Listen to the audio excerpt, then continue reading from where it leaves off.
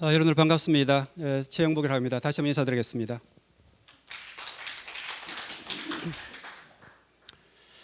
오늘 제가 이제 관장님한테 들어보니까 어제부터 이제 용학도서관에 다시 부분적으로 개관을 하고 강연을 시작한 것 같습니다. 그래서 오늘 이 자리에서 제가 상당히 큰 주제입니다. 이제 관장님과 제가 협의를 해서 인권으로 읽는 유학이라는 이제 이 강연 프로그램을 제가 이제 제안을 드렸고, 그래서 이제 협의를 거쳐서 이제 기획한 연후에 이렇게 강의를 열게 됐습니다. 그래서 제가 이제 지금 오신 여러 이제 선생님들께서 저보다 이제 연배가 훨씬 높으신 분들이 많으시고, 저보다는 훨씬 이제 유교 내지는 유학에 대한 그 식견이 높으시라 생각을 합니다. 다만 이제 제가 왜 이와 같은 주제를 선택을 했는가 하면은, 저 역시도 이제 제 고향은 성서입니다. 지금 성서공단에 있는 이 조그마한 마을에서 태어나서 성장을 했습니다. 그러다 보니까 이미 뭐 제가 태어날 때는 지금보다도 훨씬 더 시골의 정서란 것이 조선조 시대의 여러 어떤 성리학적인 영향을 받아서 훨씬 좀 폐쇄적이고 완고한 분위기 속에서 성장을 했고요. 그러다가 이제 서서히 이제 산업화, 도시화가 되면서부터 시골 농촌이 이제 붕괴가 되고, 그 과정에서도 이제 가치관에 많은 변화를 겪었지 않습니까? 그래서 제가 어릴 때 생활하던 저희 어떤 고향 마을의 어르신들이 지금의 세상을 바라본다면은 아마 혀를 끌끌끌 차실 겁니다. 이놈들 다 그냥 망조가 들었다고. 잘 아시지 않습니까? 저 앞에 어른이 오시면은 벌써부터 몸이 움츠러듭니다. 내가 어떻게 인사를 드려야 될까? 진지를 잡수셨습니까? 말씀드려야 될지, 강령하십니까? 말씀드려야 될지, 밤새 편히 주무셨으면 말씀드려야 될지. 만일 이제 한마디 인사를 제대로 못하고 결례를 범한다면은 당장 저놈 어느 집 자식이고 그러시잖아요. 그러다 보니까 이제 그때는 너무 이제 어른들이 무서우신 거죠. 그러다가 지금쯤 되면은 이제 모내기가 이제 거의 끝난 시점이고, 7, 8월 여름 되게 되면은 대개 마을의 중간에 정자가 있고, 그 정자에서 이제 어른들이 이제 앉으셔 가지고는 마을의 이제 길거리 걸어가는 이제 마을 사람들이 다 보이지 않습니까? 그러다 보니까 네 집 자식이 지금 어디로 출타를 하고 몇 시에 나가서 몇 시에 들어오는지, 네 집 딸내미가 치마가 길리 짧니 다 간섭하시는 거예요. 그러다 보니까 그런 이제 분위기 속에서 성장하라고, 저는 이제 대학교 가서 또 외국에 가서 유학을 하고 유럽의 어떤 사회에서 생활을 하고 유럽인들의 어떤 시각에서 우리나라 사회를 바라볼 수 있는 그런 기회를 가지게 되었습니다. 그래서 제가 이제 전공하는 분야 중에 하나가 이제 인권법입니다. 그러다 보니까 이런 말을 상당히 많이 들었습니다. 유교 내지는 유학에는 적어도 제가 공부하는 유럽식의 어떤 인권이란 개념은 전혀 자리하고 있지 않다. 유교 내지는 유학이란 것은 너무나 정근대적인 어떤 가치와 사고방식의 산물이기 때문에 현대 사회에서 젊은이들이 생각하는 이와 같은 인권의 바탕을 둔 그와 같은 가치관념과는 조화하기 힘들다. 이런 말들을 상당히 많이 드렸습니다. 저도 어떤 면에서 본다면은 그와 같은 이 형식적인 어떤 성리학 위주의 어떤 이 조선조 시대에서 내려온 어떤 이 근대적인 어떤 그런 유교적인 전통과 가치관념에 대해서는 상당히 비판적인 관념을 가지고 있습니다. 그러면서도 이제 인권법 학자로서 계속 고민을 했던 것이 뭔가 하면은, 그렇다면은 이런 인권법적인 시각에서 바라볼 때 과연 이 유교 내지는 유학을 재해석할 필요는 없겠는가? 이 양자를 조화롭게 관계를 재설정하게 된다면은 결국은 이것이 어찌되었든 우리 동양 사회에 있어서 하나의 지배적인 담론이자 정치 권력을 창출하면서 이 사회의 어떤 주류적인 흐름을 형성하고 있는데, 왜 이것이 이런 식으로 정근대적이며 구식이며 덜 떨어졌으며 민주적이 못하고 이렇게 비판을 봐야 되는가? 그것은 달리 말한다면 결국은 내가 이 나라 이 땅에서 태어나서 성장하라고 교육을 받고 현재 이 나이에 이르는데, 제 개인적인 어떤 이 성장의 과정과 개인의 역사와 우리 사회의 어떤 정통성 자체가 비판을 받고 부정이 된다는 겁니다. 과연 그것이 온당한가? 그래서 제가 평소 가지고 있는 문제의식이 뭔가 하면은 결국은 왜 이렇게 유교 내지는 유학이 비판을 받고 있는가? 그 핵심적인 알갱이가 무엇인가? 제 개인적으로 내린 결론은 결국은 유교 내지는 유학 내에 근대적 내지는 현대적 의미였던 인권에 대한 지식과 개념이 제대로 체화되지 못했다. 이것이 결국은 세대 간의 갈등으로 일어나게 되고, 지금 아마 가정 내에서든 또는 가문 내에서든 우리 지역사회 내에서든 왜 젊은 세대와 기성의 세대가 이렇게 많은 갈등을 빚고 있는가? 그것은 결국은 우리 기성의 세대들 경우에 있어서는 인권이란 무엇인가에 대해서 한 번도 생각해 보거나 교육을 받아본 경험이 없는 거예요. 인권이라 그러면은 일단 상당히 또 비판을 받습니다. 어른으로 본다면 도대체 인권이 뭔데? 뭐가 인권이야? 자식의 도리를 하자면서 무슨 인권을 말해? 인간 노릇도 못하면서 왜 인권을 말해? 니들은 우리보다 훨씬 잘 먹고 잘 살아가면서 유복한 환경에서 컸으면서도 왜 그 정도의 도리도 못해? 이런 말을 하는 순간 그나마 남아있던 부자지간의 관계, 할아버지와 손자 손녀의 관계 다 파토납니다. 그럼 뭐가 문제냐는 거죠. 결국은 시대라는 것은 끊임없이 바뀌지 않습니까? 그 시대 상황 속에서 새로운 가치가 끊임없이 창출이 되게 됩니다. 지식도 마찬가지입니다. 우리 코로나19와 같은 상황 어느 누구도 예측하지 못했습니다. 그럼에도 불구하고 결국은 코로나19라는 상황을 맡아서 인간은 또다시 적응을 해나갑니다. 대학 사회에도 수많은 어떤 변화가 일거에 일어났습니다. 모든 대학들이 기존의 한국방송통신대학과 같은 온라인 원격 수업을 하는 대학으로 급속히 재편이 되었습니다. 교수들 한 번도 그와 같은 온라인 강의를 해보지 않았습니다. 그럼에도 불구하고 결국은 다 적응을 합니다. 왜? 인간이기 때문에. 100년 전에 비해서 오늘날의 우리는 훨씬 더 똑똑함으로 더 많은 지식을 가지고 있으므로, 그것은 달리 말한다면 기존의 어떤 지식과 가치체계라는 것은 시대의 환경에 맞게 재해석이 되어야 된다는 겁니다. 왜 재해석이 되어야 되는가? 재해석을 통해서 현실에 적용을 하고 변화함으로써 그것이 극복이 되어야 됩니다.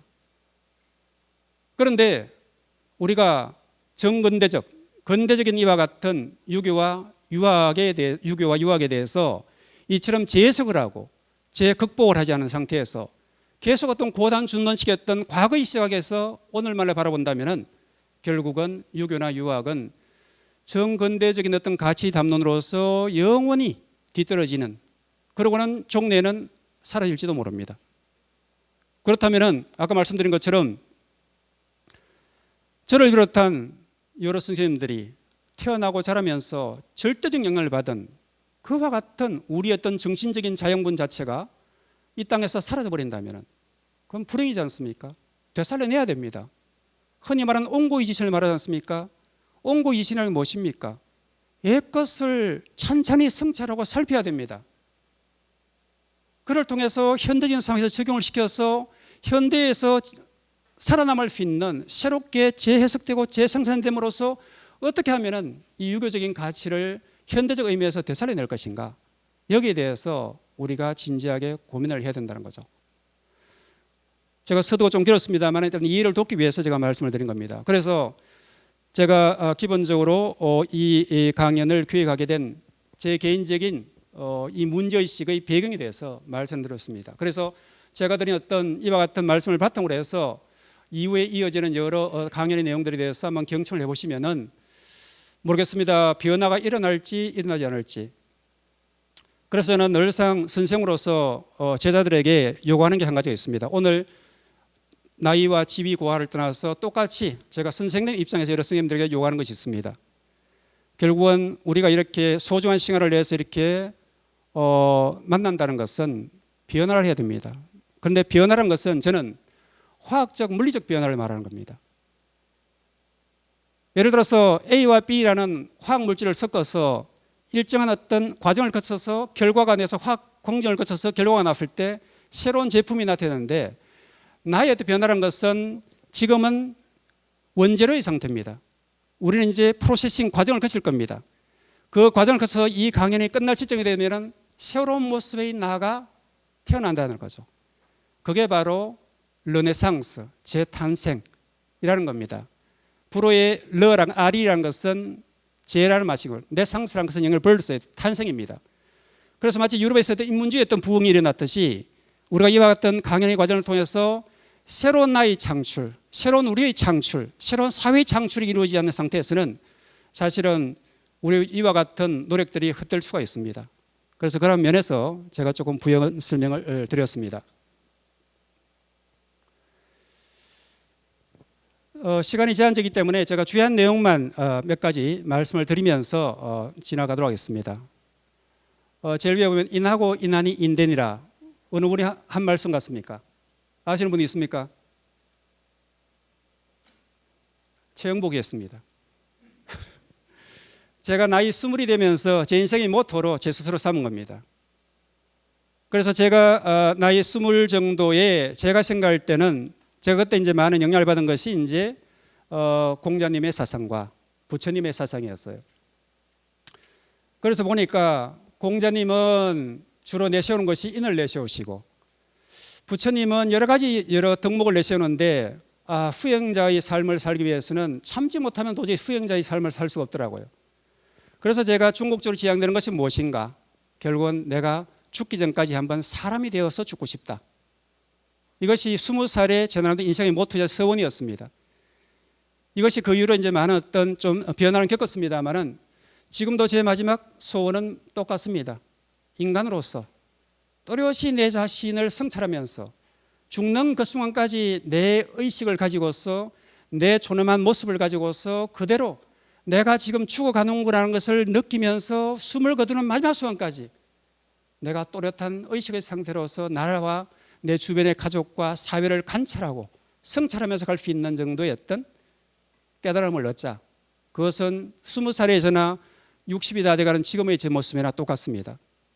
그래서 제가 젊은 날에 제가 아까 말씀드린 것처럼 공자와 붓다의 어떤 이 지식을 나름대로 공부를 하면서 내린 결론이 결국은 인하고 그러니까 공자가 말한 어떤 정말 인의 이 사상을 추구하면서 우리가 인내와 인욕의 어떤 삶을 하면서 내가 자제와 절제의 삶을 살 수가 있다면 어느 누구나 나름대로 깨달음의 어떤 상태에 이를 수 있지 않겠냐라는 그런 무인제의식을 가지고 있다는 거죠. 그런 차원에서 이제 선생님들에게 다시 한번 질문을 던집니다. 과연 우리가 지식, 알미란 무엇인가 하는 거죠.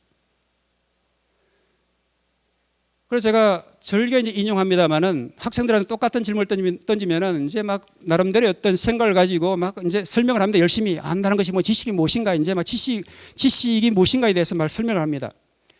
그런데 논어를 읽어보면은 제가 논어에서 가장 매력적인 게 뭔가 하면은 간명합니다. 군더더기가 없어요. 많은 해석이 여전히 있습니다만은 일단 간단합니다.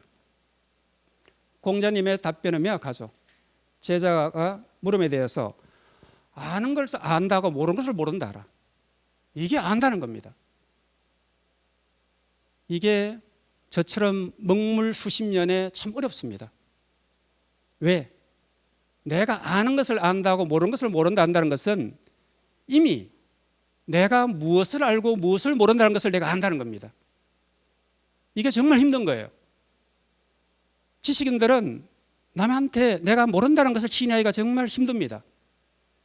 여러분들도 마찬가지입니다. 남한테 내가 뭘 모른다는 말을 하기 싫어해요.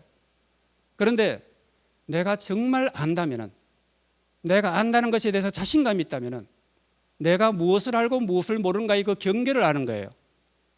그러면 예를 들어서 자식이 아버지 이런 것들 어떻습니까 하면은 내가 아는 만큼은 말을 하지만 모르는 데서는 솔직히 모른다 해야 됩니다. 그건 절대 부끄러운 것이 아닙니다.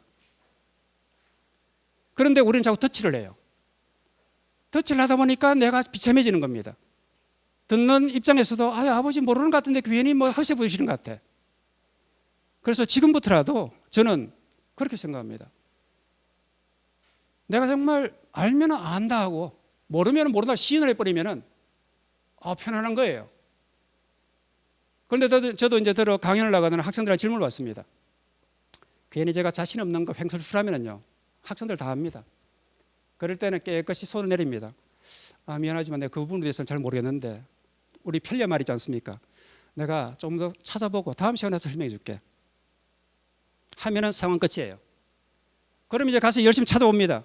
찾아봐도 모르겠어. 그럼 솔직히 시인합니다. 내가 찾아봤는데 이러한 것은 이러하고 저러저러한 건데 내가 생각할 때 이런 거 맞는 것 같은데 이러면은 내가 잘 모르겠다. 이것은 자네도 한번 찾아보자. 그럼 공을 상대방에 넘깁니다. 그럼 다음은 과제를 누가 수행해야 돼요? 그 제자가 수행해야 됩니다. 그럼 그 제자의 답변을 듣고 저는 다른 이제 대답을 준비하면 되는 거예요. 그래서 지금부터라도 우리는 내가 무엇을 알고 무엇을 모르는가에 대한 이와 같은 지와 무지의 어떤 경계를 성찰하는 그와 같은 성숙된 자세가 필요한 것 같습니다.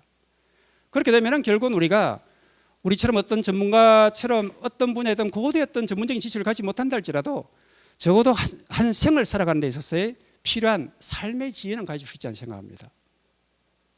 그래서 이제 소크라테스가 그 신전의 기둥에 쓰인 어떤 말을 이제 해서 이제 말이 이제 회자되고 됩니다만은 Know yourself라는 너 자신을 알라, 똑같은 말입니다. 결국은 우리가 내 자신의 어떤 한계를 안다면은 결국은 경거망동하지 않습니다. 뭔가 썰익은 사람들, 제대로 모르는 사람들이 까부는 거예요. 그래서 흔히 말하는 이금배도 수그린다는 것은 이제 웬만큼 연그는 거예요. 연그른 다음에는 절로 겸손해지는 겁니다. 그래서 아까 말씀드린 것처럼 이와 같은 내가 무엇을 알고 모르는가, 지와 무지의 어떤 경계를 파요하는 것만으로도 우리가 결국은 지적으로 상당히 이 성숙된다고 생각합니다. 다음은 이제 공자의 이 연락군자의 세 가지는 상당히 이제 많이 유명해서 많이 회자되고 있죠. 공자가 우리에게 아주 훌륭한 어떤 교훈을 남기셨습니다. 배우고 때때로 익히면 그것 또한 기쁘지 아니한가. 절대 여기 때때로 익히라 했지 몰아서서 공부하란 말을 절대 공자는 안 하셨어요. 그런데 여러 선생님들 자녀들은 어떻게 했습니까? 무조건 공부하라 그래요. 안 그렇습니까? 시험시험 하라고 공부하라고 하신 분 안 계신 것 같아. 무조건 열심히 하래. 제 어른도 마찬가지였습니다. 힘든 농사일 자식 시키고 싶어 하셨죠. 전 그래서 한 번도 일하라는 말을 듣지 않았습니다. 무조건 공부하라는 말을 들었어요. 그럼 공부를 해야 되는 줄 알았어요. 그런데 공부가 다 한다고 되지 않지 않습니까? 땡땡이도 많이 치고 공부하란다 다 안 합니다. 부모 눈을 피해서 땡땡이 다 치지 않습니까? 저도 그렇지만 선생님들 많이 땡땡이 쳐봤지 않습니까? 그래서 공자는 하기 시습지 때때로 배우고 익히고 공부하라고 했지 우리처럼 애들을 어릴 때부터 태교한답시고 그냥 지식교육시키고 그 어린애들 그냥 학원에 보내고 그런 공부를 원치 않았습니다. 공부란 것은 이렇게 쉬엄쉬엄 쉬어가면서 생각하면서 되새기면서 그렇게 때때로 배우고 익혀야만이 지치지 않는 겁니다. 그래야만이 오래 가는 거거든요. 지금은 제가 뭐 경부대 법전원에 교수로 있다니까 저 친구 정말 열심히 공부했다 싶겠죠. 저 15살 때부터 한 27, 8세 될 때까지 공부 하나도 하지 않았습니다. 왜? 한참 사춘기가 들어왔고요. 고등학교 때는 여자친구 사귀어서 사랑노름에 빠지는 공부 재미없지 않습니까? 남들은 대입 준비하는데 저는 1년 동안 열심히 사랑노름에 빠져서 공부라고는 전혀 하지 않았습니다. 성적 최하위권이었어요. 중학교 때까지는 최우등생이었다가 고등학교 때는 최하위권이 되게 열등생이죠. 학교 가면 성적도 얻어맞았어요. 전 미처 몰랐습니다. 공부 못하는 학생들의 동료들의 서름을. 제가 얻어맞고 보니까 그제서 이해되는 거예요. 내 친구들이 공부 못한다고 내가 초등학교 때 선생님들 심부름으로서 너 임마 수학 문제 이렇게 못 푸냐고 내가 선생님의 절대적인 권위를 빌어서 몽둥이나 많이 피기도 했는데 미안한 거예요. 우리나라 사회에서 공부를 잘하고 못하를 통해서 이렇게 차별을 받는구나. 대학교 들어가서 공부하지 않았습니다. 왜? 머릿속에는 인생과 자연의 이법에 대한 큰 어떤 주제와 화두가 들어있는데 공부가 시시한 거예요. 늘상 땡땡 쳤습니다.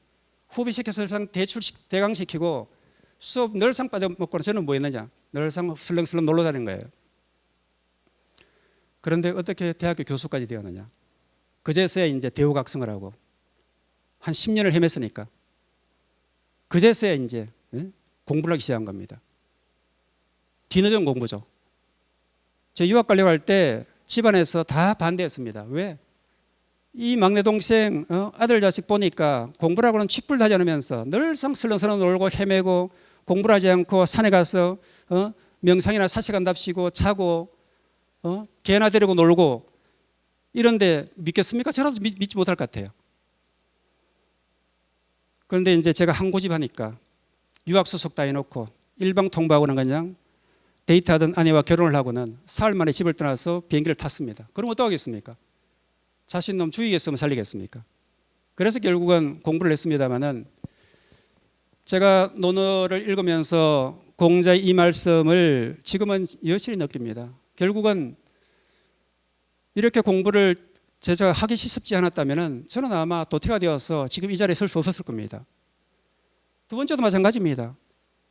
멀리서 벗이 찾아온다 그러죠. 예전에 이제 교통수단이 발달하지 못해서는 그런 적이 있습니다만 지금은 친구라 그러면 너무 밀착되어 있죠. 그렇게 좋을 수가 없습니다. 그런데 과연 제가 이제 다음 꼭지에 5주차에 맞게 되는 붕우유신에서도 말씀드리겠습니다만 법과의 친구와의 교류라는 것은 어떻게 해야 될 것인가 라는 겁니다. 조금 거리와 간격을 두고 멀리서 찾아야만이 반갑지 않습니까? 친구든 부부 사이든 인간 간의 관계에서든 일정 거리와 간격을 둬야 됩니다. 그런데 지금은 너무나 밀착이 되어 있죠. 그것이 과연 친밀하다고 보십니까? 저는 그렇지 않다고 봅니다. 그래서 멀리서 정말 내가 정말 기다리던 벗이 찾아오면 얼마나 반갑습니까? 그동안 밀린 얘기를 다 합니다. 내가 어떤 생각을 하고 어떤 학문의 성취가 이루어졌는지, 내가 지금 어떤 관심을 가지고 있는지. 그런데 지금 여러분은 어떻습니까? 친구들 만나면 지금 친구가 어떤 인생사의 문제가 있는지, 지금 어떤 관심을 가지고 어떤 주제를 가지고 지금 공부를 하고 있는지, 지금 인생의 어떤 목표를 설정하고 살고 있는지에 대해서 얘기를 하십니까? 그런 얘기 안 하지 않습니까? 그저 만나면 그냥 현실적인 문제만 매몰이 돼요. 그래서 아까 제가 말씀드렸죠. 결국은 논어를 읽든 맹자를 읽든 다른 문화를 읽든 지금은 찬찬히 성찰하고 읽고 되새기고 재해석을 하고 현대적 의미에서 적용을 해보고 극복을 해서 현실적인 실천적인 삶으로서 이 지식이 어떻게 소용되는가에 대해서 이제는 유로 선생님들 연배에서는 충분히 이제 그럴 여유가 있다는 겁니다. 젊은 시절에는 가계를 부양하고 생존을 위해서 치열하게 살다 보니까 그럴 여유가 없지 않습니까? 이제는 삶의 어떤 노년에서 원숙함이 주는 여유가 있다는 겁니다. 그런 여유를 가지고 다시 한번 공자와 맹자의 말씀을 읽어보시면 그 뜻이 확연하게 다가온다는 거죠. 세 번째도 마찬가지입니다. 사람이 나를 알아주지 않도록 원망하지 말라는 겁니다. 그런데 인간관계에 대해 파토나는 게 뭐예요? 저 부분 원망과 비난하는 거예요. 왜 그렇게 서러운 게 많은지 나이가 들면 자식 이놈도 서럽고 말이야, 아내 남편 다 서럽고, 제 나이만 되더라도 주변에 친구들 보면은 아이고 뭐 이제 뭐 남편 뭐 아내 귀찮대. 그걸 처음 비난하는 거예요. 공자가 일찍이 말씀하시기를 2000년도 전에 남이 나를 알아주지 않도록 원망하지 말라는 겁니다. 그게 군자의 마음가짐이라는 거죠. 이제 우리 비난과 원망 좀 멈춰야 됩니다. 정치적인 면도 마찬가지입니다. 너무 비난 조금 그만 속에 원망 그만했으면 좋겠어요. 왜 칭찬하지 못합니까? 왜 격려하지 못합니까? 좀 다독여 줄 필요가 있다는 거죠. 군자의 나라에서 군자는 어디 갔습니까? 조금에 살펴보겠지만 왜 전부 다는 소인배들이 되어버렸을까요? 공자가 우리에게 그렇게 군자가 되라, 성인이 되라, 대유가 되라고 했는데 왜 우리는 소유의 상태, 소인배의 상태에 머물러 있냐는 거죠.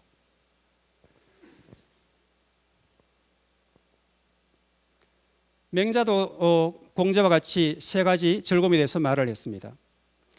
맹자는 공자보다 훨씬 더 한술 더 떱니다.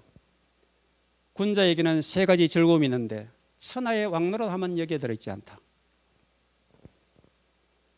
그런데 우리는 왜 왕노릇 하기를 그렇게 좋아할까요?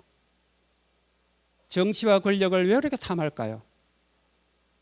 이제는 정말 아까 제가 말씀드린 것처럼 우리가 공자 맹자였던 사상의 후계자들이라면 왕노릇에 대한 관심을 꺼야 됩니다. 우리 위대한 스승들이 우리 후손들에게 자손들에게 이렇게 훌륭한 가르침을 남겨주셨는데 그 위대한 성현들과 스승의 말씀을 듣지 않고 후손들이자 제자인 우리들은 도대체 무엇을 하고 있습니까? 왜 선생님의 말씀을 듣지 않습니까? 그럼에도 불구하고 왜 우리는 자녀들에게 끊임없이 왕노릇을 하라고 가르칩니까? 수신제가 치국평천하라고 하지 않습니까? 수신을 마음의 근본으로 삼았던 거지 평천안을 내세우지 않았습니다. 적어도 제가 이해하는 유교와 유학의 본질은 그렇습니다.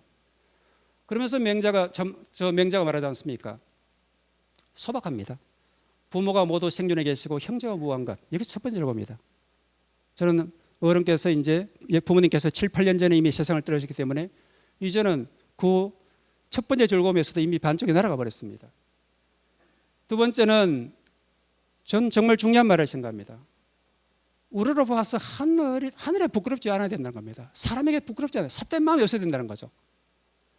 우리가 어떤 일을 할 때 정직하라는 것은 마음에 삿된 마음이 없다는 겁니다. 욕심이 없다는 겁니다. 그런데 왜 우리는 그렇게 마음에 삿된 마음을 많이 가질까요? 왜 그렇게 욕망이 많을까요? 두 번째 즐거움은 결국은 내가 하늘을 우러러서 하늘까지도 필요 없습니다. 내 자신에게 비춰봐서 내가 내 자신에게 부끄러움이 있어야 됩니다. 가까이는 내 가족과 내 자식과 내 배우자와 내 친구와 내 친인척과 이 사회와 이 국가와 나아가서는 이 인류와 이 자연에 비추어서 내가 부끄러움이 없어야 됩니다.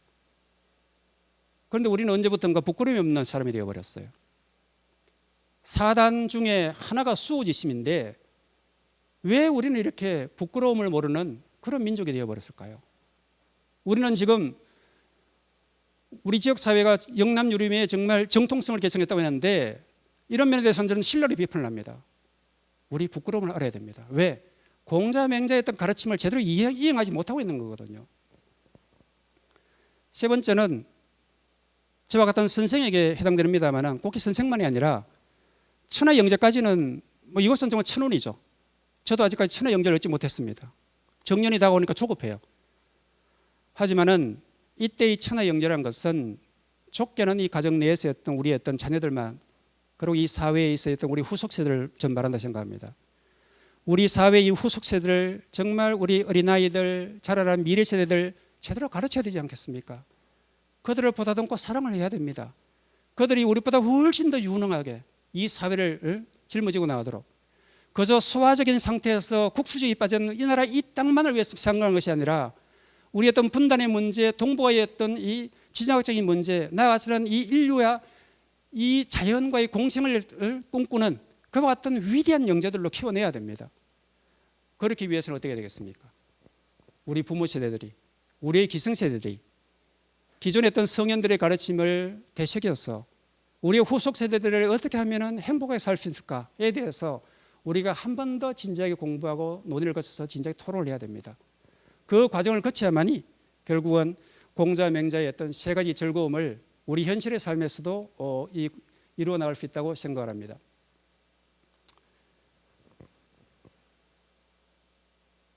그래서 가문의 영광에 대해서는 제가 다음 꼭지에서도 제가 말씀을 드리겠습니다만은 가문의 영광을 위해서 공부를 해서는 안 됩니다. 우리 자녀들에게도 가문의 영광을 위해서 공부를 하라고 요구해서도 안 됩니다. 왜 우리 자녀들에게 우리는 불의에 저항하고 부당함에 대해서 굴복하지 말고 정정하고 당당하게 살아라고 가르치지 못합니까? 왜 비굴한 삶을 살도록 우리는 요구하고 있는 것입니까? 기성세대는 부모는 스승은 절대 그렇게 해서는 안 된다고 생각합니다. 현실의 삶에 대한 처세술을 가르치는 것은 변론입니다. 다만 내가 어떤 삶을 살아왔고 내가 이러한 삶을 살아왔으니 너는 적어도 어버이가 살아온 이 삶의 방식에 대해서 이런 면에 대해서는 본받아야 할 정도의 자신감을 가지셔야 됩니다. 그 삶의 어떤 모범과 본보기를 통해서 내가 이렇게 살아보니 이런 것들은 내 한계였다. 그러니 내 자식아, 우리 후속 세대들아, 너희들은 나와 같은 이와 같은 어리석은 길을 밟지 말라고는 적어도 삶의 좌편을 설정해 주셔야 됩니다. 그렇게 하려면 어떻게 되는가? 결국은 공부를 하는 데 있어서는 의문을 가져야 됩니다. 질문을 해야 됩니다. 우리 아이들 키워보면 만 5세 미만의 아이들은 얼마나 말이 많고 질문이 많습니까? 그런데 저도 마찬가지였습니다만 어른들에게 뭐라 그러면 됐다 임마, 시끄럽다 임마, 밥이나 처먹어라. 질문과 의문의 창조의 삽을 싹둑이 잘라버리죠. 그래서 이제는 여러 선생님들부터 의문을 가져야 됩니다. 도대체 이 뭐고? 이게 바른가 그런가? 뭐가 정당한가 정당하지 않은가에 대해서 의문을 가지고 질문을 해야 됩니다. 그리고 주변의 동료들이, 우리의 어떤 자식들이 질문을 하고 의문을 가지면은 거기에 대해서 친절하게 답변을 할 수 있어야 됩니다. 그런데 우리가 왜 이렇게 대화 소통이 되지 않는 사회인가? 예전에 그런 교육을 받지 못했거든요. 가정 내에서, 가족 내에서 대화가 사라져 버렸죠. 저도 아버지 생존해 계실 때 나이 20살 될 때까지 아버지하고 눈을 마주치지 못했습니다. 겁나요. 아버지가 겁나요. 대학교에 들어갔어야, 그제서야 제가 이제 이성적으로 아버지를 이해하고 받아들인 겁니다. 그럼에도 불구하고 제가 아까 이제 뭐 시인이라고 소개를 하셨는데, 아버지 살아생 전에 제가 한번 안아드리지 못했어요. 돌아가시고 나서 수의를 입은 아버지 몸을, 사늘하게 식은 아버지 몸을 안고 대성통곡을 하는데 늦어버렸죠. 지금은 제가 여러분들에게, 제자들에게 늘상 이와 같은 인권을 가르치고 포용과 사랑을 가르치지만은 저 역시도 같은 한계가 있었습니다. 이제는 그런 식의 어떤 인간관계는 불행하지 않습니까? 아버지하고 단둘이 예를 들어서 밥상을 마주하고 밥을 먹으면은 밥을 먹는 건지 뭘 하는지 몰라요. 지금 여러 선생님들 중에 아들 자식하고나 딸 자식하고 앉아서 밥을 먹을 때 편안하게 대화할 수 있다. 손 들어 보십시오. 여전히 힘드시죠? 왜 그럴까요? 부자 유친이라고 했는데, 부모와 자식 간에는 친밀함이 있어야 되는데 왜 우리는 이 친밀함을 잃어버렸을까요? 그래서 제가 논의 강좌입니다마는 2000년 전에 공자와 맹자의 가르침이 사실 현대에서도 여전히 유용한데 우리가 그것을 제대로 깨닫지 못하고 실천하지 못하는 데서 가장 큰 문제가 있다고 저는 생각합니다. 그래서 지금부터라도 어린 자녀들이든 손자 손녀들이든 의문을 품고 질문을 하면은 여러분들께서 알고 이해하는 범위 내에서 끊임없이 답변을 해줘야 됩니다. 그리고는 다시 반론을 제기하셔야 돼요. 나는 이렇게 생각하는데 너는 왜 그렇게 생각을 하지? 라고 다시 한번 질문을 던져야 됩니다. 이와 같은 대화 소통을 통해서 관계가 재정립이 되고 회복이 되는 거거든요. 이런 연습들을 이제는 해 주셔야 된다는 겁니다.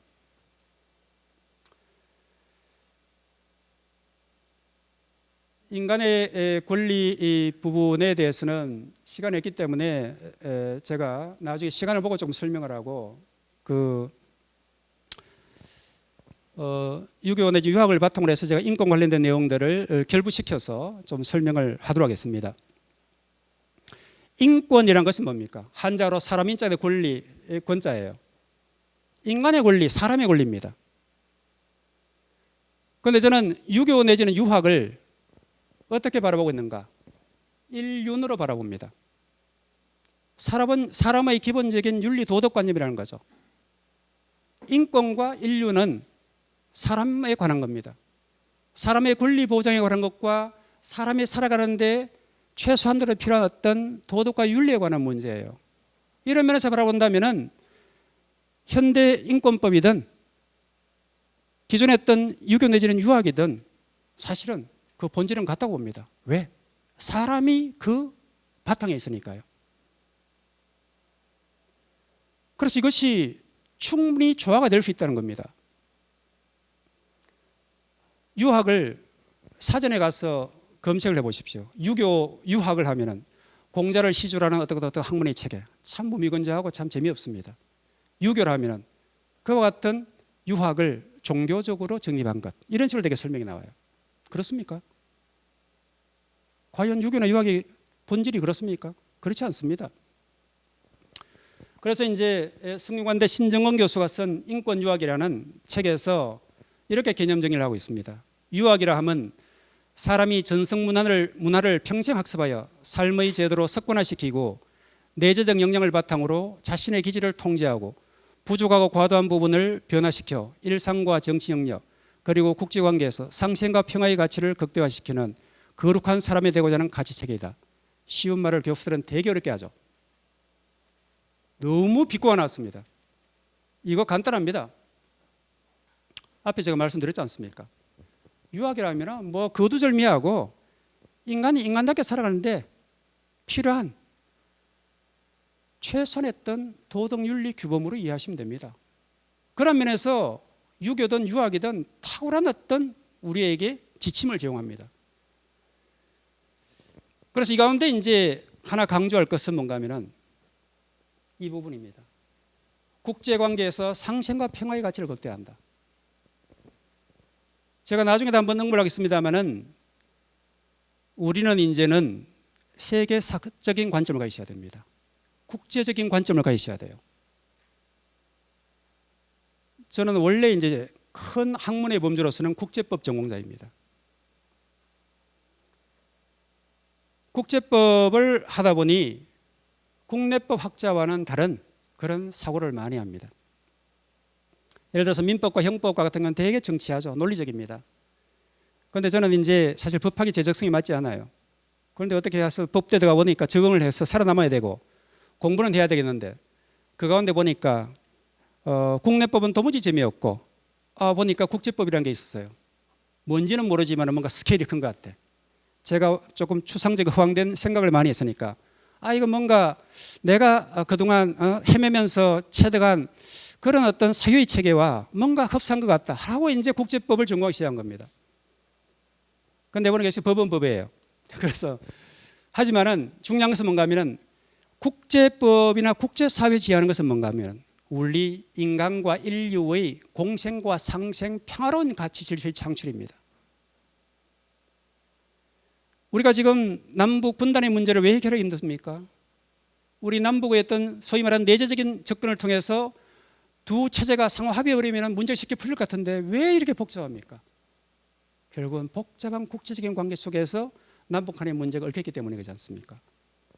그런데 지금 여러분들만이 아니라 우리 지금 젊은 세대들도 마찬가지입니다만 국제법에 대한 인식이 결여되어 있습니다.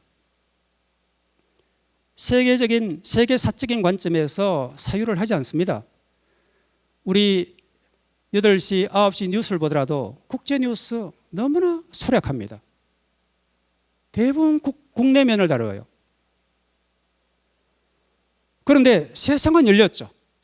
이제는 젊은 세대나 중노년 세대나 다 스마트폰을 들고 있지 않습니까? 아마 지금 대부분의 여러 선생님들께서는 저보다 훨씬 카톡을 비롯한 SNS를 많이 하실 거예요. 저는 아직은 현직에 있고 공부를 하다 보니까 그렇게 많이 할 시간이 없습니다. 그런데 제 장인 어른만 보더라도 대단하세요. 모든 정보의 공유가 거기서 일어나요. 그 다음에 사고가 거기로 고착돼 버립니다. 그래서 이제는 아까 제가 말씀드린 것처럼 이제는 중노년이 되게 되면 여유가 있지 않습니까? 해외여행을 가더라도 그저 가이드 꽁무니만 줄줄 따라들을 거 아니라 가이드에게 끊임없이 질문하셔야 돼요. 평소에 궁금한 것, 우리 사회를 바탕으로 해서 저 나라 사회는 왜 이러한가? 궁금한 게 너무 많지 않습니까? 길거리를 걸어가더라도 길의 어떤 형태와 모양이 달라요. 대리석의 모양도 다릅니다. 벽의 모양도 달라요. 지붕의 모양도 다릅니다. 저것이 왜 그러냐고 어린아이처럼 궁금증을 가지고 질문하셔야 됩니다. 그리고 탐구를 하셔야 돼요. 그렇게 하면 이 하루 24시간이 지루하지 않습니다. 얼마나 세상은 내가 알지 못하는 미지의 세계가 많고 호기심을 충족시킬 만한 수많은 어떤 매체들이 많지 않습니까? 그러니 앞으로 유교와 유학을 바탕으로 해서 새로운 가치를 창출한다면은 저는 이제 너무 우리 지역 사회에 매몰되지 마시고요. 적어도 시야를 우리 국내적인 수준에 대해서도 아까 제가 너무 이제 왕노릇에 관심 가지 말아야 했죠. 왕노릇하는 사람들은 지들이 잘 먹고 잘 살아요. 우리가 관심을 안 가지더라도요. 다 잘 삽니다. 이재용이 우리 너무 걱정해야 돼요. 뭘 그렇게 걱정하십니까? 내 삶이 급박한데. 그래서 이제는 보다 우리의 어떤 사유를 저 멀리 우주로 코스모폴리탄적인 범우적인 어떤 세계관과 인생관을 가지고 나에게 남은 이 삶의 마지막 물리적인 시간을 그것을 아웅다웅하면서 작은 것에 얽매이지 말고 정말 대유답게 좀 범세계적으로 국제적으로 범인륜적으로 범우주적으로 그리고 우리를 낳게 하고 우리를 살아게 하는 이 자연에 대해서 한 번 더 생각해 보라는 겁니다. 그렇게 하면요 이 잘자란 것들이 하찮게 보입니다. 그렇지 않습니까? 내가 하늘에서 이 지구를 보는데 하나의 먼지와 같은 티끌 같은 점이지 않습니까? 왜 근데 우리는 이렇게 여기에서 서로 잡아오지 못해서 이렇게 아웅다웅한다는 겁니까? 그래서 이와 같은 우리 성현들의 가르침을 이렇게 받아들인다면 우리가 너무 작은 문제에 얽매이지 않게 된다는 거죠. 저는 유학자가 아닙니다. 다만 아까 말씀드린 것처럼 인권과의 어떤 조화로운 관계를 모색하는 데 있어서 제가 바라볼 때 이 유교 내지는 유학의 4대 핵심적인 주제요, 키워드가 무엇인가? 제가 바라볼 때 적어도 인과, 애인과 효제와 충서가 유교의 어떤 핵심을 이해하는 그 관통하는 주제라고 생각을 합니다. 이에 대해서는 제가 이제 하나하나 말씀을 드리겠습니다만은 결국은 이어져 있는 겁니다. 인의 본바탕에는 아까 말씀드렸죠, 제가 사람을 사랑하는 겁니다. 그것이 애인이지 않습니까? 사람을 사랑하게 되면 결국은 자식과 부모 간의 어떤 효관계가 정립되게 됩니다. 형제 간의 관계의 제관계도 성립이 되게 됩니다. 그리고 충서, 사랑과 내가 하는 직무에 충실하고 남에게 너그러운 마음을 가지는 것, 결국은 사람에 대한 애정과 관심의 바탕이 되어 있으면 절로 인의 어떤 문제가 해결이 된다는 겁니다. 그래서 우리도 이제 예전에 당군조부터였던 이와 같은 사상이 반영되어 있죠. 경천애인이라고. 저는 상당히 훌륭한 말을 생각합니다. 왜? 하늘을 공경하고 애인, 사람을 사랑하는 겁니다. 내가 하늘을 향해서 공경하면서 내 기상을 더 높이고 이렇게 하면 인간이 교만해지죠. 내가 고개를 숙여서 땅을 바라보면 거기에 나와 더불어 살아가는 수많은 어떤 인간과 생명들이 있다는 겁니다. 그럼 절로 고개를 숙이고 하심을 하면서 내가 겸손해진다는 겁니다. 우리가 경천애인의 사상을 나 자신에 맞게 변형시켜서 사유하더라도 내 삶의 하나의 어떤 훌륭한 어떤 좌표가 설정될 수 있다는 거죠. 그것을 이제 좀 더 세부적으로 홍익인간 제세이화라고 그러지 않습니까? 널리 인간을 사랑하고 제세이화는 뜻이 다 다양합니다. 저게 거의 뭐 이 주술적인 문자처럼 해석하는 문마다 다 다릅니다만은 제가 전하는 해석에는 결국은 이 세상을 이롭게 한다는 거죠. 이와 같은 당군의 어떤 이 던진 이와 같은 메시지만을 우리가 내 좌우명을 삼더라도 내가 인생을 살아가는 데 있어서 큰 교훈을 얻을 수 있다는 거죠. 자, 이것을 좀 더 세부적으로 한번 설명을 해보도록 하겠습니다. 그래서 경천애인을 나타내는 여러 이제 말들이 있습니다만은 순천자존, 역천자망 많이 회자되는 말이죠. 그래서 하늘의 순환장은 살고 하늘을 거역하는 자는 망한다. 뭐 들어는 뭐 순천자 흥이라기도 하지 않습니까? 그래서 이런 이 여러 말들이 있는데 이거는 뭐 아시는 거니까 넘어가고요. 그래서 네 가지 어떤 이 핵심적인 주제를 가지고 한번 개괄적으로 살펴보도록 하겠습니다. 인을 우리가 파자를 해보면은 사람인변에 두이자지 않습니까? 저는 결국은 이 유교의 본질을 나타내는 인의 핵심은 사람에 있다고 봅니다. 사람의 관계에서 유교 내지는 유학이 관계가 정립되지 않으면 결국은 유교는 죽습니다. 사람의 관계를 정립하지 못하고 사람을 사랑하지 못하면서 우리가 공자 맹자를 논한다는 것은 저로서는 수용하기 어렵습니다. 유교는 인은 그래서 유교의 어떤 최고 덕목이 아닙니까? 그래서 우리가 공자의 말 속에서도 이 인에 관한 말이 여러 개가 있습니다. 많이 언급하지 않았습니다만은 그래서 공자가 말씀하시기를 자신을 억제하고 예로 돌아가라. 그것이 인이다. 단 하루만 이것을 행하더라도 천하가 인을 향해 움직일 것이다. 인을 이루면 자기 자신에게 달린 일이 어떻게 남의 힘을 빌릴 수 있겠는가? 남이 다 하지 말라는 거예요. 내가 인의 가치를 실천하는 삶을 살고 내가 인을 통해서 깨달음을 얻고 못 얻은 건 나의 문제지 왜 남 탓을 하냐는 겁니다. 그리고 중요한 건 뭐예요? 극기복례 나중에 나오겠습니다만은 저는 그래서 법학자의 입장에서 바라본다면 유교가 가지는 현실적인 가치는 무엇인가? 예와 법입니다. 예법입니다. 예라는 것은 인간이 가지는 기본적인 인륜 도덕적인 가치를 말하는 거고요. 법이라는 것은 우리가 현실 생활을 하는 데 있어서의 법 규범들을 말하는 겁니다. 예와 법이 제대로 쓴다면 결국은 이 사회는 질서가 잡히고 평화롭게 살아갈 수가 있습니다. 그런데 지나치게 이것이 형식적인 예를 강조하고 지나치게 또 형식적인 어떤 법을 강조하다 보면 이것이 인간의 삶을 속박하고 구속하는 굴레가 되게 된다는 겁니다. 그래서 공자는 끊임없이 예를 말합니다. 공자의 말은 인이 곧 예라는 겁니다. 그럼에도 불구하고 왜 우리는 현실 사회에서 필요했던 예의를 지키지 않을까요? 왜 에티켓이 사라져버렸습니까? 우리가 한때는 동방의 예의지구라 했는데 그 예의가 다 어디 사라져버렸습니까? 우리가 대중교통시설을 이용하던 이와 같은 강연을 들었던 또는 개인 간의 관계든 집단 간의 관계든 사회관계에서든 그 사회가 요구하는 기본적인 예와 법이 있습니다. 그런데 언제부턴가 우리는 이와 같은 기본적인 예와 에티켓을 지키지 않습니다. 자식들에게는 그렇게 예의 바른 사람이라고 하는 그런 정작 어른들은 예의를 지키지 않습니다. 왜? 내가 어른인데 내시없어는 안 됩니다. 아까 제가 말씀드렸지 않습니까? 사람은 익을수록 벼와 보리는 익을수록 고개를 숙인다고. 우리가 나이를 먹어간다는 것은 작물이 성숙되는 것과 똑같다고 생각합니다. 전 그래서 제 나름대로 이런 법칙을 세워두고 있습니다. 100세를 기준으로 해서 10년 단위로 나눕니다. 나이 10살이 되게 되면 10대 90이에요. 90% 자유분방해야 됩니다. 10% 정도 했던 절제를 가르치면 돼요. 그런데 우리는 이 10대 10살 되는 우리 어린 아이들에게 90%의 예의 범죄를 가르치려고 그래요. 수용하지 못합니다. 반대로 내가 나이 90이 되었다. 10% 정도의 어떤 자유를 누리면 됩니다. 나머지 90% 정도는 인생의 경륜을 통해서 체득한 나의 지식과 경험을 통해서 조금 더 겸손하고 조신하고 뒤로 물러나 있고 남의 말을 들어야 됩니다. 흔히 하는 말로 인간의 귀는 늙어 죽을 때까지 자란다 그러죠. 왜? 많이 들어야 됩니다.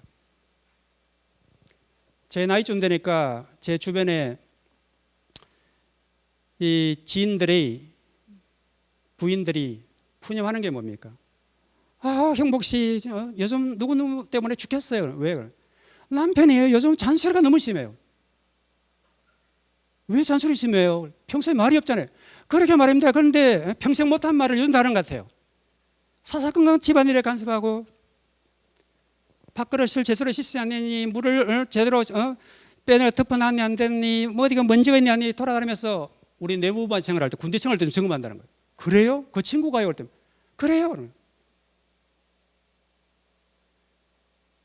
그래서 나이가 들수록 10대 90, 20대 80, 30대 70의 법칙을 기억하시기 바랍니다. 우리가 나이를 먹는다는 것은 충분히 이 사회에서 어른으로서 존중받고 존경받아야 되겠지만은 어떻게 본다면은 그렇기 때문에 우리는 더 조심스럽다는 거죠. 왜? 우리가 자칫 젊은 세대에게 본보기가 되지 못하고 모범을 보지 못한다면은 나와 우리를 통해서 오히려 우리의 자식들이 더 힘들어질 수 있다는 겁니다. 그게 자식 사랑 아닙니까? 그게 부모님의 마음이지 않습니까? 그런데 내가 나이가 들었다는 만으로 내가 네보다 더 영공소리가 높다는 것만으로 왜 그렇게 횡포를 부리고 갑질을 하는지 모르겠습니다. 정말 덜 떨어진 어른들이에요. 공자가 누누이 말하는 게 말하지 않습니까? 마지막에 충서가 마찬가지지 않습니까? 극기복례를 하라지 않습니까? 공자가 이미 2000년 전에 우리에게 그래 가르쳤었는데도 왜 우리는 그 말씀을 따르지 않을까요? 예가 곧 인입니다. 그래서 안토니가 상당히 신중하고 똑똑한 첫째의 제자이면서도 공자의 이 말씀에 대해서 또 미도한 점이 조금 이해되지 못한 점이 있어서 다시 좀 더 구체적으로 스승에게 가르침을 청하자 공자가 이렇게 말합니다. 예에 맞지 않으면 보지 마라. 예에 맞지 않으면 듣지 마라. 예에 맞지 않으면 말하지 마라. 예에 맞지 않으면 행동하지 마라. 이때 예는 법학자인 제가 또 이해를 한다면 우리 법학이 추구하는 법적 정의가 되게 됩니다. 법적 정의에 맞지 않으면 보지 마라. 말하지 마라. 듣지도 마라. 행동하지도 마라. 이 말은 다시 말하면 어떻습니까? 정의에 부합하지 않는 일이 있으면 어떻게 해야 됩니까? 말해야 되죠. 들어야 될 건 들어야 됩니다. 그리고는 실천적인 행동을 해야 됩니다. 그런데 저도 마찬가지입니다만은 우리 선생들이 워낙 책상 물림이 돼가지고 말로는 그냥 사회적 정의를 말하면서 본인들이 나가 행동하라 그러면 하지 않습니다. 정의롭지 못한 거죠. 저도 마찬가지입니다. 저도 자아 비판 스스로 합니다. 저도 한계가 있습니다. 그럼에도 불구하고 적어도 우리가 이와 같은 가르침을 마음에 담고 내가 이와 같은 위대한 어떤 인류의 스승의 가르침을 제대로 실천하지 못하고 산다는 데서는 늘상 저는 사실은 부끄러움을 가지고 있습니다. 늘상 부끄럽습니다. 지금 이런 말씀을 드리면서도 선생의 입장에서 저보다 훨씬 지금 선배님들 앞에 이런 말씀 드리면서도 사실은 도대체 너는 뭐냐 하면은 넌 그렇게 살았냐? 자신 없습니다. 다만 오늘은 이와 같은 이제 공자의 가르침을 통해서 저와 같이 한번 성찰의 시간을 갖자는 겁니다. 중궁이 또 이제 공자에게 인에 대해서 물었습니다. 흔히 이제 많이 회자되는 거죠. 기소무력 이제 물시여인, 너 자신이 원하지 않는 것을 남에게 베풀지 말라. 우리는 오지랖 넓은 사람 정말 많습니다. 자기 마음에 자기 열정에 들떠가지고 남은 그냥 무시해버려요. 남이 원통 원단을 찾아다 무조건 줄라 그래. 무슨 과잉친혈을 베풀어요. 그런데 이제 아까 말씀드렸지 않습니까? 우리는 한 걸음 물러나는 그와 같은 마음의 여유를 가지셔야 됩니다. 남이 원하지 않으면 남에게 베푸는 것도 결례가 됩니다. 그런데 우리는 제가 지금 팔공산에 이제 2년 전에 이사를 해서 이제 거기서 거주를 하고 있습니다만 도시화가 됐음에도 불구하고 아직까지 시골 정서가 남아 있어요. 아까 제가 시골에서 걷기 때문에 그런 정서 너무 잘 알았습니까? 제가 텃밭 농사를 짓는데 옆집에 할아버지 할머니들이 다 관여를 합니다. 선생이 들어와서 텃밭 농사 짓는다니까 참 처음에는 슬퍼 보이지 않습니까? 관심을 보이는 것은 좋은데 일일이 간섭합니다. 귀농귀촌의 실패의 주된 사유가 뭡니까? 도저히 적응하지 못합니다. 적응의 주된 원인이 뭐예요? 참견과 간섭이 너무 많아요. 공자께서 이렇게 네 자신이 원하지 않는 것도 남한테 베푸지 말라는데 남이 원하지 않는데 불구하고 왜 우리는 그렇게 베풀라 할까요? 베푸는데도 예와 법이 필요합니다. 듣기 싫은데도 끝까지 말을 해요. 자식들이 딱 듣기 싫다는 표정 짓는 순간 싹 말을 거쳐야 됩니다. 그때는 뭐예요? 제가 아까 말씀드렸죠. 20살의 제 모토 참아야 됩니다. 우리가 인생을 60년, 70년을 살면서도 참아왔는데 그까지 잔소리 조금 참는 것 아무것도 아니지 않습니까? 참으면 됩니다. 대부분 기다리면 문제가 다 해결돼요. 기다리다 보면 성질 급한 사람이 먼저 나가서 일을 합니다. 그러니 이처럼 우리가 내가 원하지 않는 것도 남에게 베풀지 말라는데 남이 원하지 않음에도 불구하고 굳이 내가 선을 베푸겠다는 거 한번 예와 법에 맞는지 진지하게 생각을 해봐야 됩니다. 실제 논어를 뒤져봐도 공자가 인을 가지고 직접적으로 말한 것은 그리 많지 않습니다. 그 외에 이제 인에 접근하도록 다른 어떤 다양한 어떤 예시를 많이 들고 있죠. 그래서 아시는 것처럼 인의 덕목을 갖춘 이상형의 사람을 우리가 군자라고 하죠. 그래서 굳이 우리가 사람의 어떤 세 가지 유형으로 나눈다면 소인과 군자와 성인이 있죠. 저도 아직 군자연 하지만은 소인비에 불과합니다. 여러분들께서는 과연 어느 유형의 사람에 속하는지 스스로 손을 얹고 한번 반성을 해보시기 바랍니다. 그래서 우리가 겉으로는 군자연, 성인연을 내세우면서 과연 우리 사회가 이렇게 이 공자가 인을 구현하는 최고의 덕목을 가진 이상형의 사람으로서 군자가 과연 몇 명이나 될까? 결국은 이 군자나 성인을 앞세워서 일반 대중들을 억압하는 정치 권력의 수단으로 삼지는 않았던가? 이것을 교육을 앞세워서 오히려 우리 후속 세대를 억압하지는 않았던가? 저것이 조선조의 어떤 신분 사회로 고쳐가 되면서부터 오히려 양반계층의 어떤 기득권을 강화시키는 수단으로 사용되지는 않았던가. 결국은 양반계층이란 것은 서민들과 이 노비들의 어떤 무한한 어떤 희생과 그들의 어떤 땀을 흘린 대가로서 그들의 어떤 노동력을 척참으로써 양반제라는 신분 사회가 고쳐가 되지는 않았던가. 우리가 비판적으로 바라봐야 됩니다. 그것을 현대적 의미로 전환시킨다면 어떻겠습니까? 결국 그것인 자본이 결국은 신분이 되어버렸던 겁니다. 이재용 왕보다 권력이 세요. 사법 권력 무력화시킬 정도에 강합니다. 왕 부럽겠습니까? 대통령 하고 싶겠어요? 내가 이재용이라도 대통령 안 해요. 왜?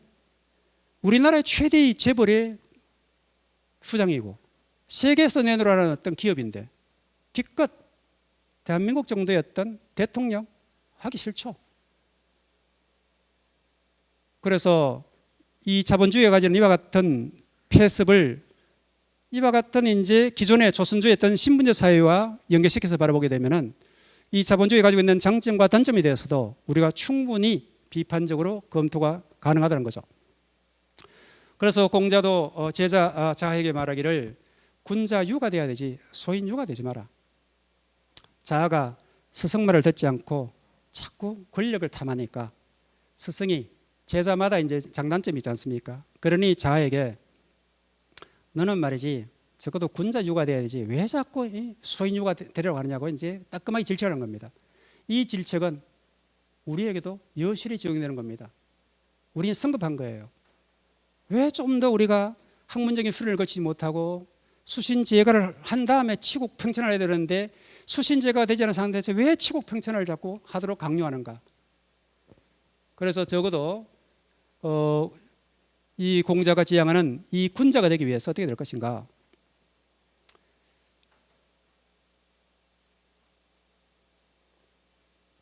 그래서 군자에 대해서 그 공자가 말한 게 몇 가지가 있습니다. 남의 좋은 점을 이루어주고 나쁜 점은 이루어지지 않나니 소인은 이와 반대된다. 이거 현대 경쟁사에서 바라본다면 공자의 이 말씀은 전혀 사실은 현실성이 없습니다. 내가 앞으로 치고 나가야 되고 내가 승진을 하고 내가 돈을 더 벌어야 되는데 내가 가지고 있는 고급 정보를 나누어주고 내가 승진을 유보시키고 내 부하를 빨리 승진시키게 하도록 이런 덜 떨어진 사람이 이 사회에서 경쟁력을 가질 수가 있겠습니까? 하지만 공자의 이 말씀을 현대의 경쟁사회에 접목시키면 어떻게 되겠습니까? 지나치게 경쟁하지 말고 상생과 공생과 협력과 연대의 가치를 수립하라는 겁니다. 그게 현대적 의미의 군자라는 겁니다.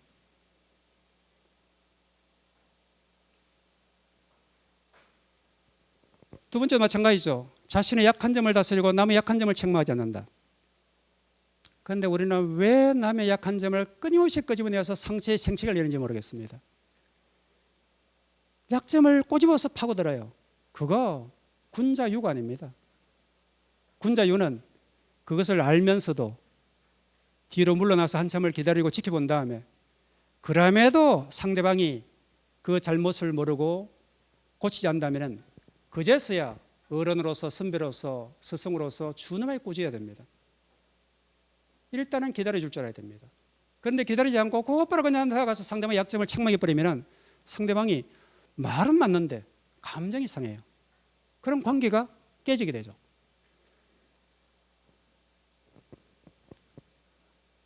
그래서 마지막 말이 있죠. 어진 사람을 보면 그와 같아질 것을 생각하고 어지지 못한 사람을 보면 안으로 스스로 반성하라. 흔히 세 사람이 가면 그 가운데 나의 스승이 반드시 한 사람이 있다는 말과 같습니다. 우리가 내 삶의 스승으로서 누구를 설정하는가는 상당히 중요합니다. 그렇지 않습니까? 더러 제자들한테서 이제 질문을 받습니다. 스님께서는 평생에 어떤 그 존경하는 스승님이 계십니까? 좀 그런 질문을 받으면 단호하게 말합니다. 현실 세계에서 내가 존경할 만한 스승님은 없다. 그럼 되게 당황스러워해요. 왜? 저도 혼자 크지 않지 않습니까? 하지만 제가 사표로 삼을 만한 스승님은 불행하게도 만나지 못했습니다. 대신 저는 현실 세계였던 스승님에게서 구하지 못한 것을 이 인류의 큰 스승들을 제 인생의 길잡이와 도방과 스승으로 삼고 그분들에게서 제 삶의 지혜를 구하고자 했습니다. 공자 이와 같은 사고는 시원하지 않습니까? 멋지지 않습니까? 이런 분이 스승이지 자잘구레한 현실했던 크고 작은 어떤 도토리 키재기 하는 그와 같은 지식인을 스승으로 삼고 싶은 생각은 없었습니다. 결국은 이 공자의 말을 다시 그 후속 세대인 이 주령계가 정리하기를 성인은 하늘 같기를 바라고 현인은 성인 되기를 바라고 사인은 현이 되기를 바란다. 즉 사인이라는 선비를 말한 거죠. 선비된 자는 모름지기 먼저 현인, 뭔가 지혜로운 자가 되기를 바라야 되겠죠. 현인이 되어야만이 그 다음에 결국은 성인의 반열을 얻을 것이 아니겠습니까? 그런데 저도 마찬가지입니다만 과연 내가 그 올곧은 정신을 가진 선비로서의 어떤 삶의 자세를 가지고 있는가? 그와 같은 삶의 자세를 바탕으로 해서 이 현 시대의 어떤 지식을 선도하는 지식으로서 내가 전문적인 지식으로서 내가 지금 공부하고 있는 분야에 있었던 지식에 대해서 얼마나 자신감 있게 가르치고 말할 수 있는가? 끊임없이 반성하고 성찰을 해야 됩니다.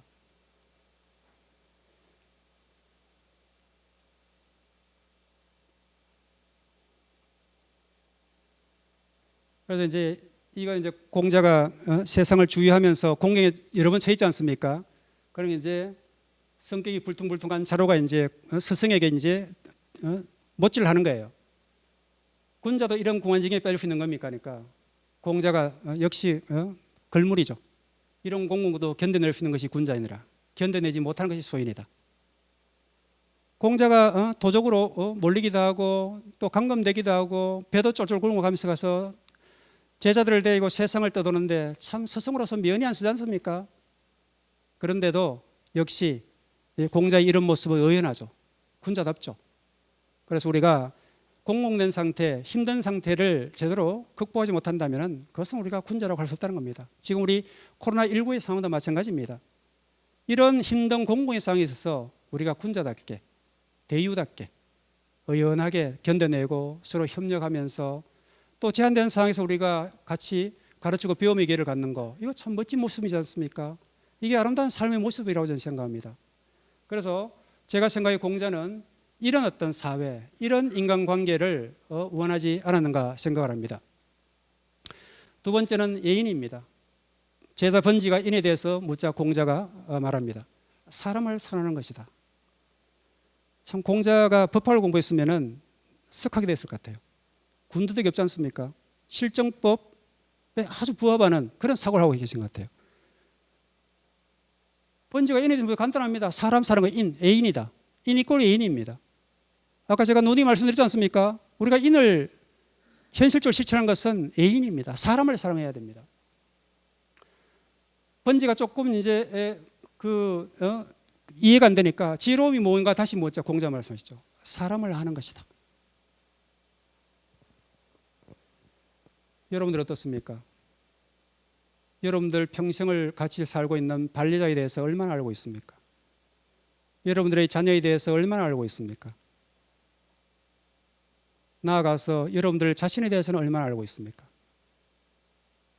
여러분들에게 5분 정도 시간을 드린다면 내가 누구인지에 대해서 정말 구체적으로 설명할 수 있는 분이 계십니까?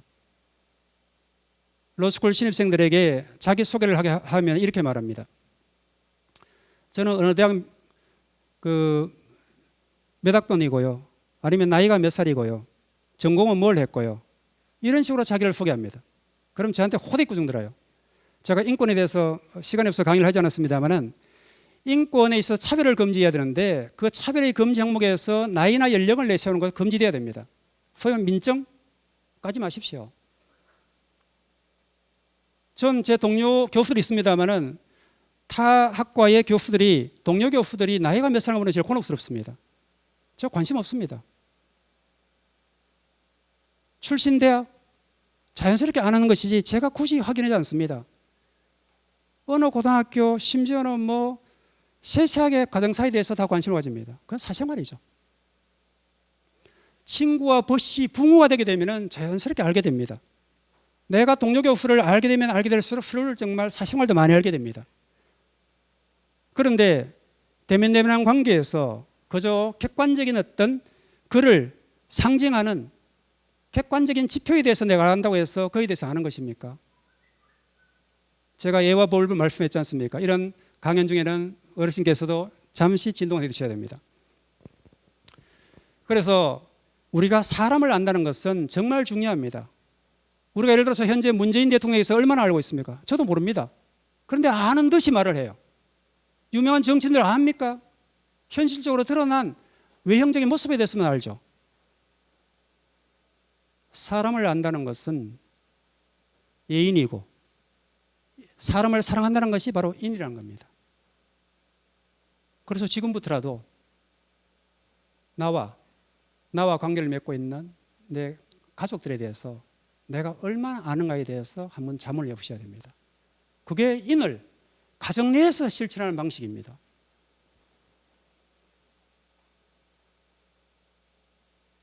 세 번째는 효제죠. 효는 우리가 직역을 하면은 자식이 부모를 복양하고, 제는 아우가 형을 공경하는 겁니다. 이와 같은 해석도 다분히 신분제에 이익한 해석 방식입니다. 이것을 현대적 인권적인 면에서 해석한다면 저는 이렇게 해석하지 않습니다. 부모와 자식은 서로를 공경하고 형과 아우는 서로를 공경해야 된다. 아니면 예의를 다해야 된다는 겁니다. 왜 굳이 자식이 부모를 복양해야 됩니까? 지금 젊은 세대들 취업도 되지 않죠. 돈벌이도 없습니다. 돈벌이가 없고 직장도 안정되지 않으니 결혼 못합니다. 결혼을 하지 않으면 자식을 못 낳습니다. 여력이 전혀 없는데 어떻게 부모를 복양합니까? 부모가 능력이 있으면 이제는 자식을 오히려 부양을 해야 됩니다. 이거 고통스럽지 않습니까? 내가 말해 젊은 나이에 뼈 빠지게 일을 해서 저놈들을 키워놨는데 내가 이제 복양을 받을 나이가 되는데 사회 환경이 바뀌어버렸습니다. 그러니까 이와 같은 효와 제어의 어떤 해석 방식과 현실적인 어떤 적용 방식도 완전히 달라져야 됩니다. 그래서 예전보다도 이 사회가 워낙 산업화되고 고도화되고 선진국형 사회가 되면 될수록 각 개인의 삶은 훨씬 예전보다 여유로워졌지만은 그 현실적인 삶 자체는 훨씬 팍팍해졌다는 거죠. 그렇기 때문에 부모와 자식, 형제 간에 있었어도 자매 간에 있었어도 훨씬 더 애인의 관계가 중요합니다. 애와 법이 훨씬 더 준수가 돼야 됩니다. 그래야만이 부모와 자식 간의 관계, 형제 자매 관계가 원활하게 유지될 수 있어요. 그런데 반대로 기존의 관념에 비추어서 내가 부모인데 너 임마 자식이 감히 아비한테 어미한테 대들어, 내가 형인데 동생이 감히 내한테 반기를 들어, 이거 안 됩니다. 상호 존중하고 상호 공경을 해야 됩니다.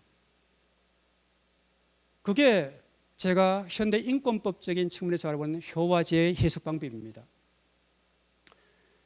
그래서 이제 이 공자도 이 효와제를 아주 이제 강조를 하고, 이 효제는 인을 실천하는 근본이라고 이제 강조를 하고 있습니다만은, 밑에 나오는 이 상례의 문제라든지 이런 것들도 현대적 의미에서는 재해석이 돼야 됩니다.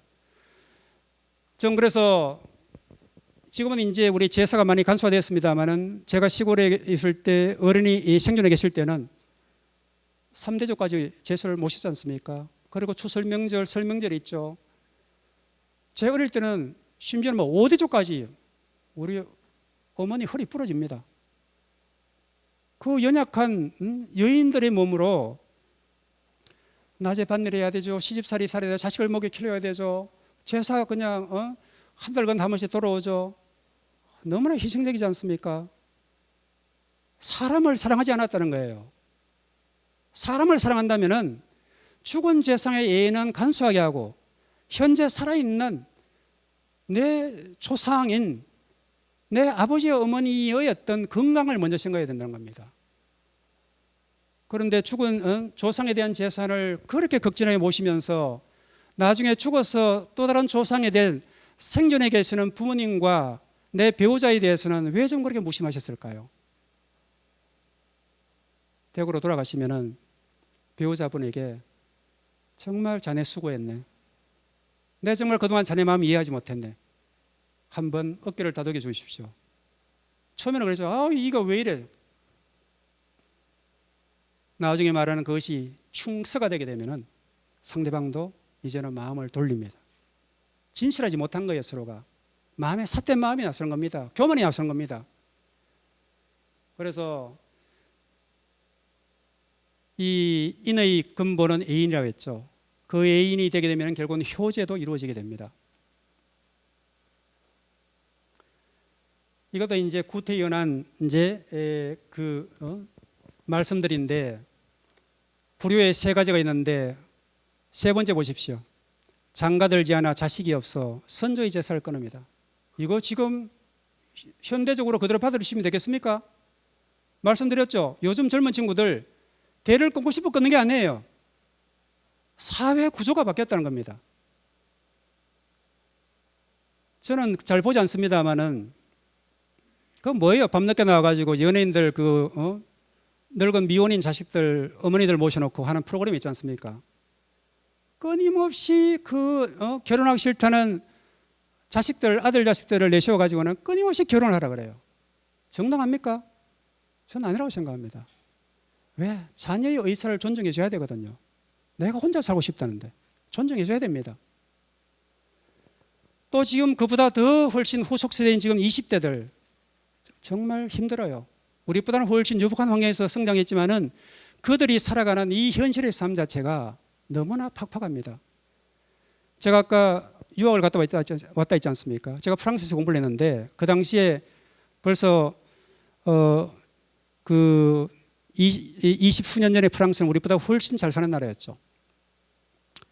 사회가 선진국형 사회로 진입되게 되면요, 살기가 더 힘들어져요. 왜? 예전에 저만 하더라도 우리 마을에서 제 마을 동무들이 한 16명 되는데 우리는 조금 나아서 그래도 대학교를 한 5명이 갔어요. 그런데 지금은 어떻습니까? 대부분의 자녀들 다 대학 출신이지 않습니까? 다들 똑똑해요. 그러니 경쟁이 얼마나 치열하겠습니까? 사회 구조는요, 인터넷의 발달 속도만큼 빨리 변합니다. 그 젊은 세대들이 따라잡기 급급하다고요. 그런데 그런 젊은 친구들한테 어른들이 이와 같은 이 사회 환경의 변화에 대해서는 깊이 생각하지 못하고 계속 기존의 가치관념을 가지고 야 이놈아 너는 부모한테 효도해야 되는데 우리 집안에 대 끊을래? 대 끊고 싶어서 끊겠습니까? 프랑스에 제 친구들 많습니다만은 이 친구들 애 낳지 말라고 해도요, 애 잘 낳아요. 왜? 사회복지제도 방방하죠. 국가에서 애 낳으면 다 양육 다 책임지죠. 교육 다 무상이죠. 애 놓을 만하지 않습니까? 국가가 책임져 준다는데. 통계를 보니까 부부간의 섹스 횟수가 프랑스인이 최고래요. 왜? 여유가 있거든요. 우리 껴안고 싶어도 힘들어서 못 껴안아요. 지쳤는데 이미 밖에서 다 골고래가 들어오는데 사랑할 마음이 생기겠습니까? 그러니 이 사회 전체가 한 걸음 이제는 물러서야 됩니다. 여유를 가지셔야 돼요. 마음의 여유. 이 사회제도, 정치제도, 권력, 정치, 경제 모두 이 너무 과열되어 있는 겁니다. 정말 막 과열돼서 돌아가고 있어요. 언제 폭발할지 몰라. 그래서 이런 말씀은 제가 반대의 사례로 들었기 때문에 이걸 강의 안에 포함됐다고 최영복이라는 선생이 이걸 이런 식으로 현대에 적용하라. 봐라 임마. 경북대 법전원의 모 교수가 말하기를 공자 말씀하시기를 네 임마 불효 중에 세 가지가 대를 끊지 말아야 하는데 너 뭐하냐 이런 말씀하시면 안 됩니다. 제가 드린 말씀 요지는 우리가 좀 더 나은 사회를 만들어주면 우리 젊은 세대들 사랑하고 싶지 않겠어요? 인간의 기본적인 욕망의 본성인데 우리 젊은 세대들이 우리 자식들이 정말 좀 더 자유롭게 사랑할 수 있는 그런 사회를 우리 세대가 만들어주고 이 세상을 떠나야 됩니다. 그러면 절로 다른 문제들 다 해소되게 돼요. 결혼 많이 하면요, 절로 자식을 많이 낳고요. 우리 많은 지금 어른들이 걱정하시는 출생률이 줄어든다고 해서 우리 사회가 결단할 것처럼 보이지만은 그렇게 이 사회가 그렇게 결단하지 않거든요. 그래서 그런 식으로 우리가 조금 사고를 바꿔줬으면 좋겠습니다. 마지막에 이제 충서입니다. 충서란 것은 충을 우리가 글자를 파자를 해보면은 가운데 중자에다 마음 심자가 있죠. 그래서 우리가 이 마음밭에다가 지돌이, 혹시 지돌이가 뭔지 아십니까? 많습니다. 그래서 우리 그 한옥 그 문자를 보게 되면은 경칩이 있죠. 경칩을 잇는 그 막대, 작은 막대, 그게 지돌이입니다. 그래서 우리 마음에 지돌이를 꽂아야 됩니다. 우리 방문이 원활하게 열리고 닫히게 하려면은 그 작은 부품 지돌이 하나가 없으면은 방문을 여닫을 수가 없어요. 내려앉든지 찌그러집니다. 삐걱삐걱 소리가 납니다. 그만큼 작은 부품 하나에 마음의 중심에 충을 세운다는 것은 그만큼 중요한 거거든요. 저게 충입니다. 서자를 파자에 오면은 같은 여자에다 마음 심지 않습니까? 너의 마음, 네 마음이 내 마음이라는 거예요. 아까 제가 경천의 애인을 강조했지 않습니까? 내가 사람을 사랑한다는 것은 상대방의 마음을 읽어야 되겠죠. 그래서 아까 말한 것처럼 공자왈, 결국은 자공이 물으니까 평생 동안 간직해서 살아갈 말이 무엇이 있습니까? 스승님 하니까 공자 단순히 말하면 써. 네 자신이 바라지 않는 것을 남에게 시키지 마라. 아시겠습니까? 여러분들께서 원하지 않는 거 남에게 좀 강요하지 마십시오. 그거 절대 어른의 권위가 쓰는 게 아니거든요. 나도 원치 않는데 왜 남에게 강요합니까? 더욱이 남이 원치 않는 것을, 그게 씁니다. 남을 배려하고 존중하는 거예요.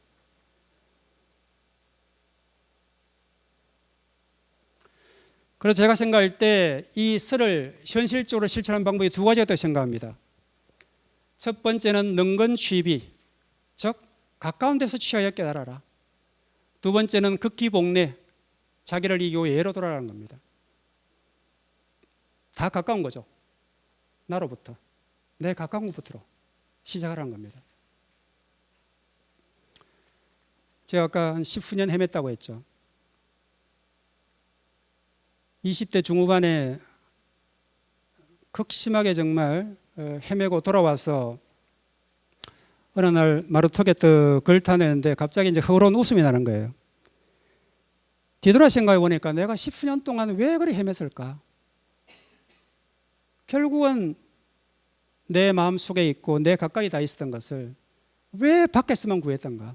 물론 바깥을 돌아다니면서 젊은 시절에 헤매본 것이 도움이 많이 됩니다만은 내가 좀 더 현명했더라면은 그렇게까지 많은 시간을 허비할 필요가 없었던 거죠. 그렇게 고통스러울 필요가 없다는 거죠. 밥을 먹지 못해서 맨날 몇 달 동안 그냥 일어나지 못하고 누워있을 필요가 없다는 거죠. 물 한 모금 먹이지 못하는 그런 고통을 받을 필요가 없다는 거죠. 그런데 나중에 뒤돌아 보니까 제가 이걸 몰랐던 거예요. 능건취비를 몰랐던 거예요. 극기복례를 알았다면 제가 그렇게 헤맬 필요가 없다는 겁니다. 우리는 그런데 자꾸 멀리서 찾아요. 가까이 다 있어요. 행복, 우리 가정 내에, 가족 내에 있지 않습니까? 그런데 자꾸 행복이 바깥에 있는 것처럼 돌아다녀요. 그 가정의 행복이 유지하기 위해서는 아까 말씀드렸지 않습니까? 극기복례로 돌아가야 됩니다.